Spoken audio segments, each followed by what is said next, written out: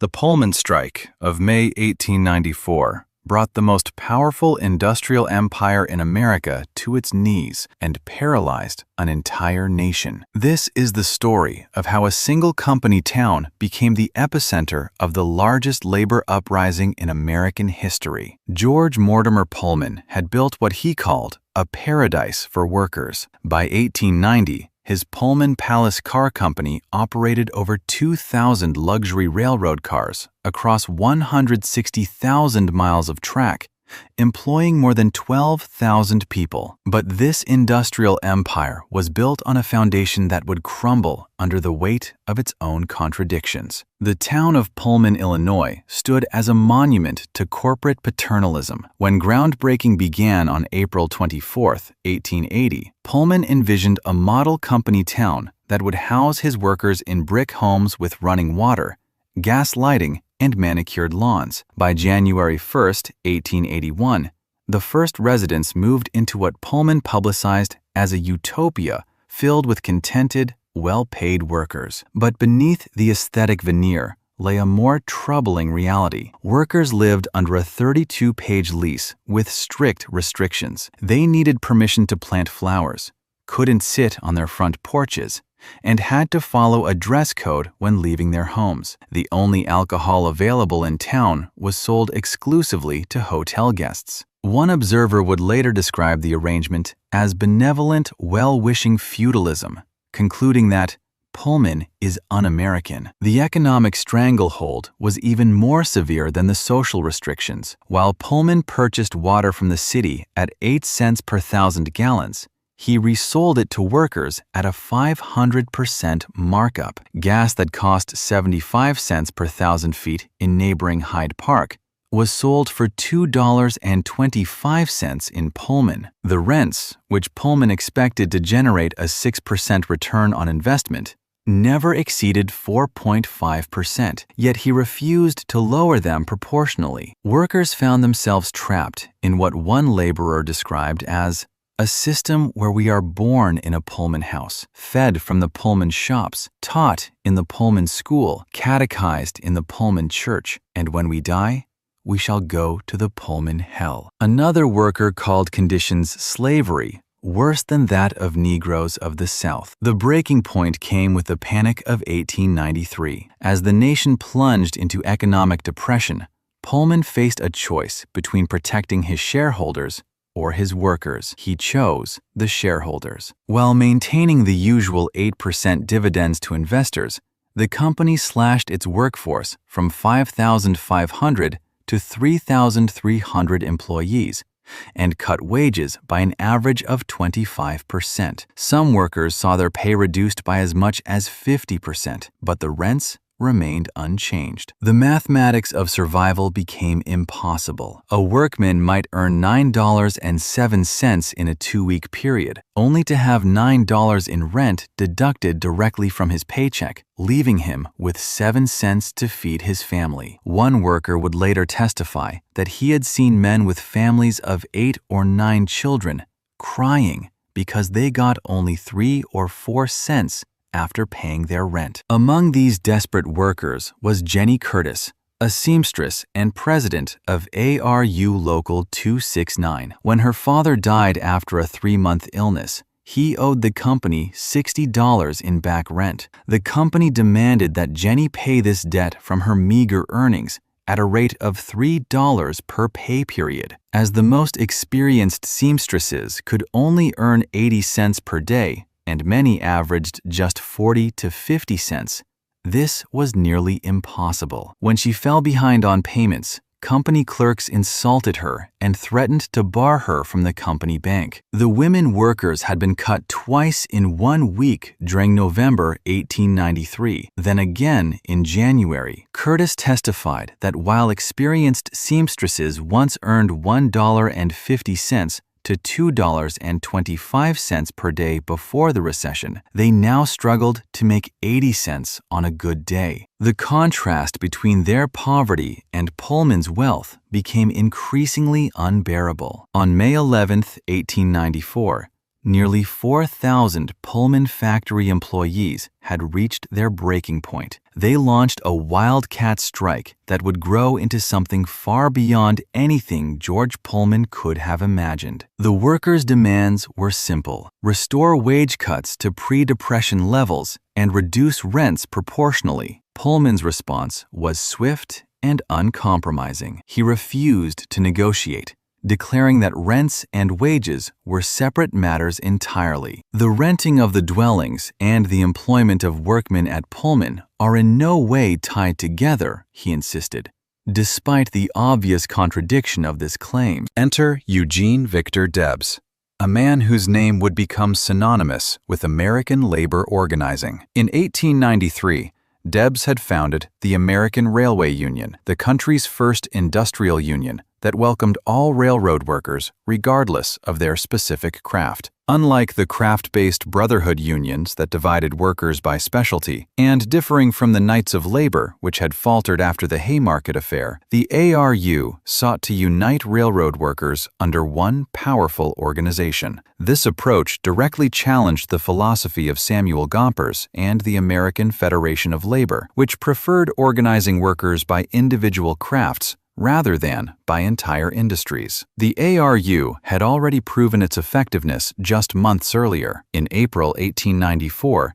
they had successfully struck against James J. Hill's Great Northern Railway, winning most of their demands and demonstrating that unified action could defeat even the most powerful railroad barons. When the ARU held its first national convention in Chicago from June 12 to 23, 1894, Jenny Curtis traveled from Pullman to address the delegates. Her emotional speech about the suffering in the company town moved the convention to action. On June 22nd, the delegates passed a motion to initiate a boycott unless the Pullman Company agreed to submit the dispute to arbitration by June 26th. Pullman refused. On June 26, 1894, Debs launched what would become the most significant labor action in American history up to that point. The boycott began simply. ARU members would refuse to handle any train that included Pullman sleeping cars. This tactic had devastating consequences that rippled across the nation's transportation network. Within days,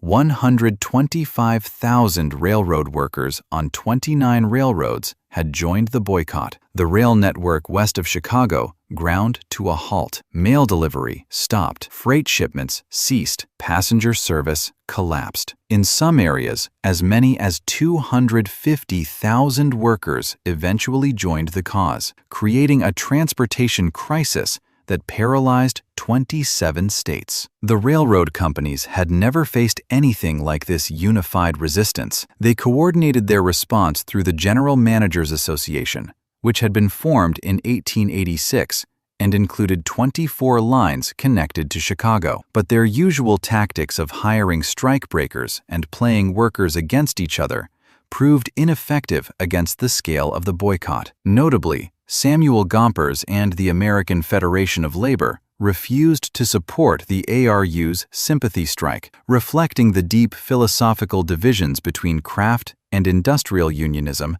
that would shape labor organizing for decades. In a moment of political irony that would not be lost on history, President Grover Cleveland signed legislation making Labor Day a federal holiday on June 28, 1894, even as he prepared to crush the very workers the holiday was meant to honor. The September date was chosen specifically to distance American Labor Day from May 1st, which had become associated with the Haymarket Affair and international socialism. The railroad companies found a powerful ally in U.S. Attorney General Richard Olney. This alliance was hardly coincidental. Before joining Cleveland's administration in 1893, Olney had worked as a director and legal counsel for several railroads. While earning $8,000 annually as Attorney General, he continued to receive more than $10,000 as a legal advisor to the Chicago, Burlington, and Quincy railroads. This clear conflict of interest would shape the federal government's response to the strike. On July 2, 1894,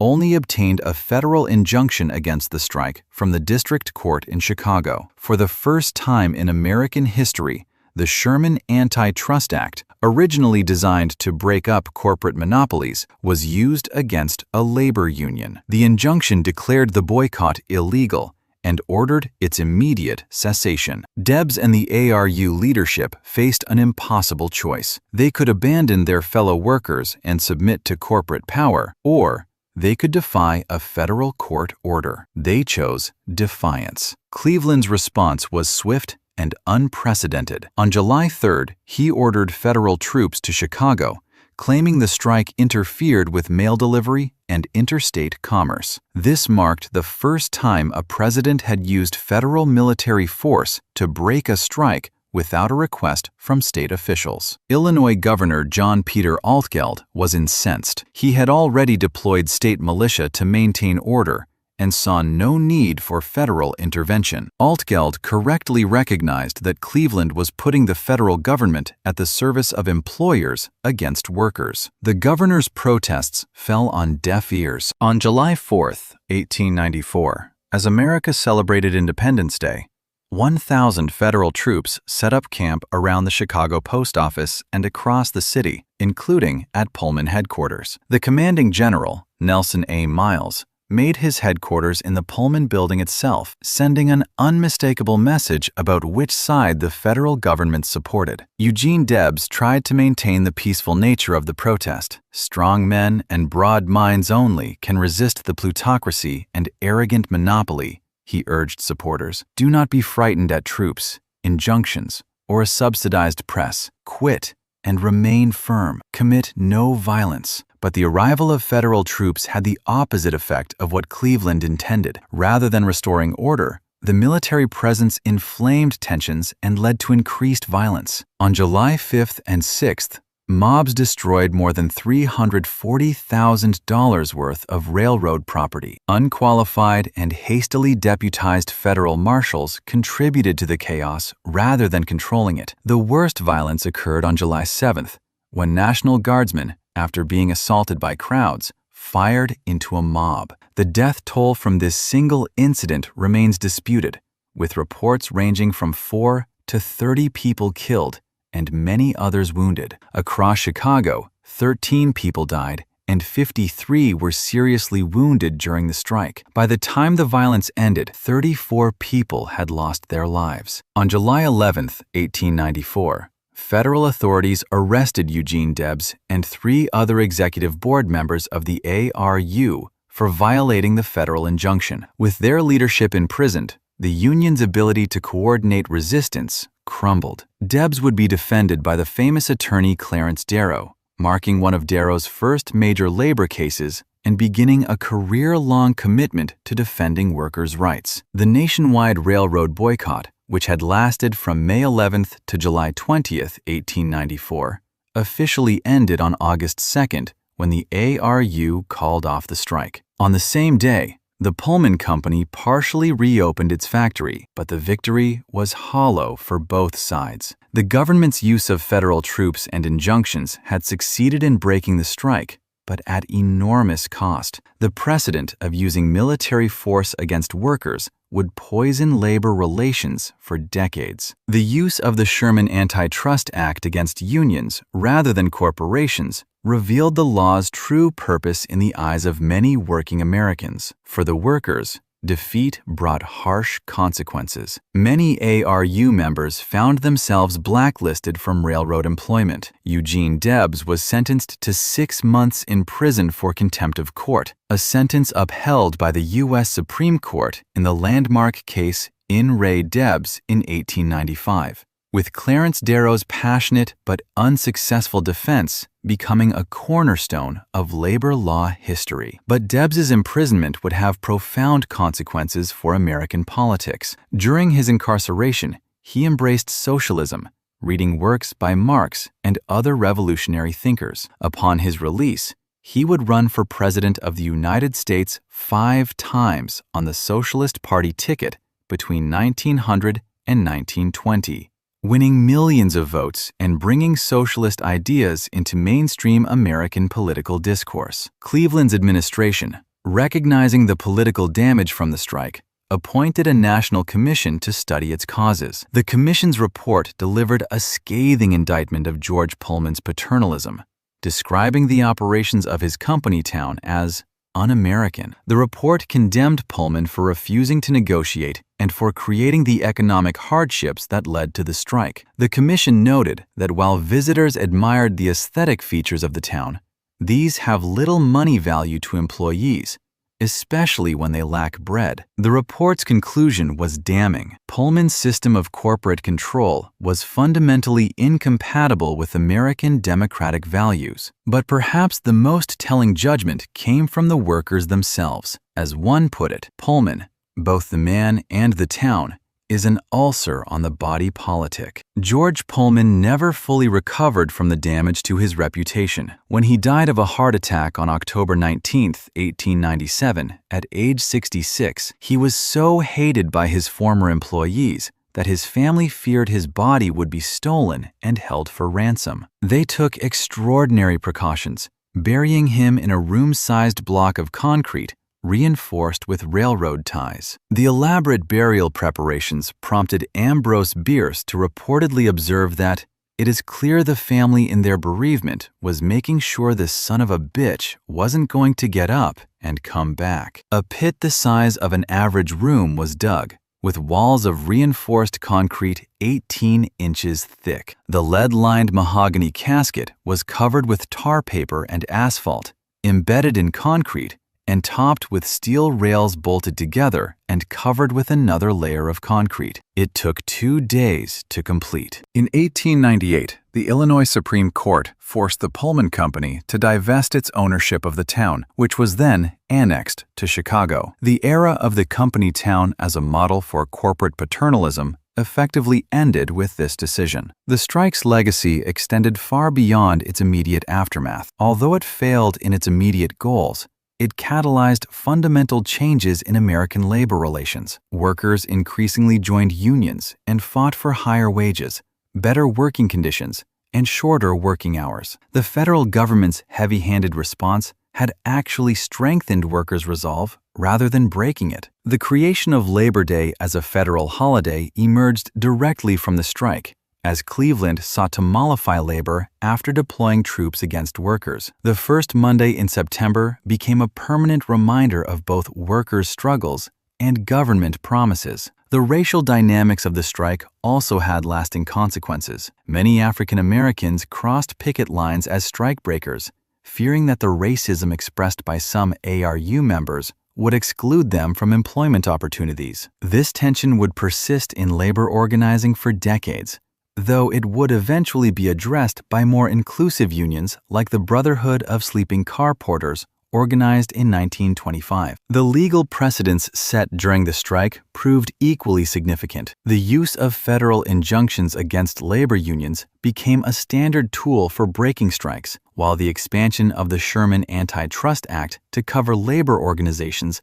revealed the law's true purpose in protecting corporate interests rather than promoting fair competition. Today, the Pullman Historic District stands as a testament to this pivotal moment in American history. Designated as a national monument by President Barack Obama in 2015 and redesignated as Pullman National Historical Park in 2022, the site preserves the physical remnants of George Pullman's experiment in corporate paternalism. Obama's connection to the site runs deeper than presidential proclamation. As a community organizer in the 1980s, he worked in the Roseland and Pullman neighborhoods of Chicago's South Side. At the designation ceremony, he revealed that Michelle Obama's great-grandfather had been a Pullman porter, connecting the presidential family directly to the workers who had suffered under George Pullman's system. The visitor center and factory grounds opened with a ribbon-cutting ceremony on Labor Day 2021.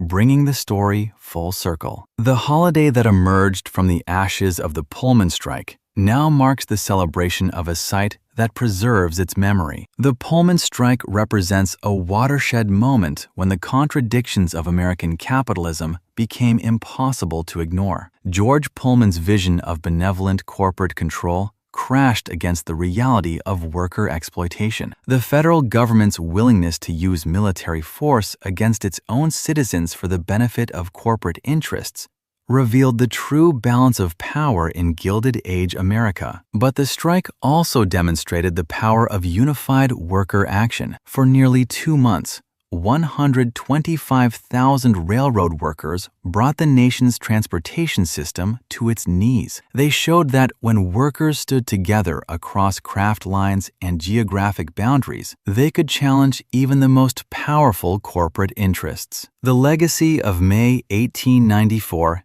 echoes through American labor history. Every union contract, every workplace safety regulation, every minimum wage law traces its lineage back to moments like these, when workers said enough to exploitation and fought for dignity and fair treatment. The fall of the Pullman factory empire taught America that democracy and corporate feudalism cannot coexist. The workers who suffered in George Pullman's company town and the leaders who organized their resistance created the foundation for a more just society. Their struggle reminds us that progress requires courage, solidarity, and the willingness to challenge unjust power, no matter how entrenched it may seem. The strike that paralyzed America ultimately liberated it from the illusion that corporate benevolence could replace worker rights. In the end, the real monument to the Pullman strike is not the preserved buildings of a company town, but the ongoing struggle for economic justice that continues to this day.